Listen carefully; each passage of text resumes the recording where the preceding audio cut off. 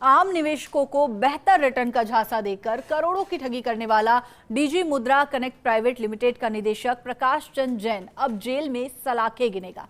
4 दिन की रिमांड अवधि समाप्त होने के बाद आरोपी और कंपनी के निदेशक प्रकाश चंद जैन को ईडी के अधिकारियों ने विशेष अदालत में पेश किया।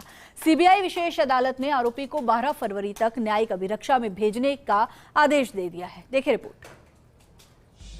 राजस्थान, हरियाणा, उड़ीसा और महाराष्ट्र सहित कई राज्यों के सैकड़ों निवेशकों से करोड़ों रुपए जमा कर निवेशकों को अंगूठा दिखाने वाली डीजी मुद्रा कनेक्ट प्राइवेट लिमिटेड के निदेशक प्रकाश चंद जैन को प्रवर्तन निदेशालय के अधिकारी अजमेर जेल से प्रोडक्शन वारंट पर 27 जनवरी को जयपुर लाए। भोपाल एसटीएफ की ओर से दर्ज रिपोर्ट पर ईडी अधिकारी धन शोधन निवारण कानून में जांच कर रहे हैं। आरोप है कि डीजी मुद्रा कनेक्ट प्राइवेट लिमिटेड के संचालकों ने मल्टी लेवल मार्केटिंग कंपनियों की स्थापना कर निवेशकों को धोखा दिया। मामले में प्रकाश चंद जैन के साथ उसका भाई रवि जैन भी आरोपी है, लेकिन रवि जैन के दुबई भागने के बाद वहां से कंपनी का संचालन व फर्जी वाड़े की राशि को रियल एस्टेट व अन्य व्यवसाय में लगाने की आशंका है, जिसकी जांच जारी है।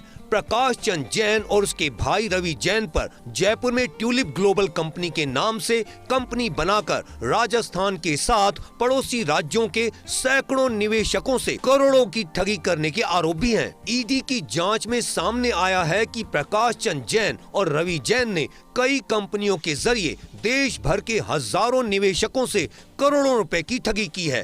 कंपनी ने बेहतर प्रतिफल के लालच के साथ एक ऑनलाइन ऐप माई विक्ट्री क्लब भी विकसित किया, जिसमें क्रिप्टो करेंसी में कारोबार होना बताया। इस ऐप पर निवेशक को होने वाला दैनिक लाभ तो दिखाया गया, लेकिन जो निवेशक अपना लाभ निकालना चाहते उनके हाथ कुछ नहीं लगा और उनकी राशि डूब गई। जांच में सामने आया कि निवेशकों की राशि कंपनी के प्रमोटर प्रकाश चंद जैन और रवि जैन खुद के और अपने परिजनों के निजी खाते में ट्रांसफर कर देते थे।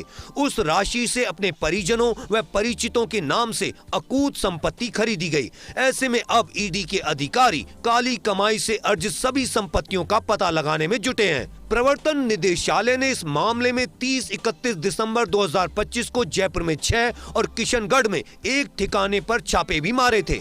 इस छापेमारी में ईडी ने कंपनी प्रमोटर्स के बैंक खातों में जमा 38 लाख और 11.30 लाख की नकदी जब्त की और करोड़ों की प्रॉपर्टी के दस्तावेज भी बरामद किए हैं। जयपुर में पीएमएलए मामलों की सुनवाई करने वाली विशेष अदालत सीबीआई क्रमांक 3 में ईडी के विशिष्ट लोक अभियोजक शैलेंद्र अग्रवाल ने पैरवी की। उन्होंने अदालत से 4 दिन की ईडी रिमांड समाप्त होने के बाद आरोपी प्रकाश चंद जैन को न्यायिक अभिरक्षा में भेजने का आग्रह किया, जिसके बाद कोर्ट ने आरोपी को 14 दिन की न्यायिक अभिरक्षा में भेजने के आदेश दिए। ईडी ने जो पहली बार इन्वेस्टिगेशन के लिए रिमांड मांगा था, आज उसका टाइम पूरा हो गया। उसके बाद आज तक का इन्वेस्टिगेशन करने के बाद हमने उसको अभी जुडिशियल कस्टडी में दाखिल करने के लिए प्रार्थना की। कोर्ट ने उसे स्वीकार कर लिया और अभी प्रकाश चंद जैन को जुडिशियल कस्टडी में भेजने का ऑर्डर किया। प्रवर्तन निदेशालय के सामने अब सबसे बड़ी चुनौती आरोपी प्रकाश चंद जैन से हुई पूछताछ में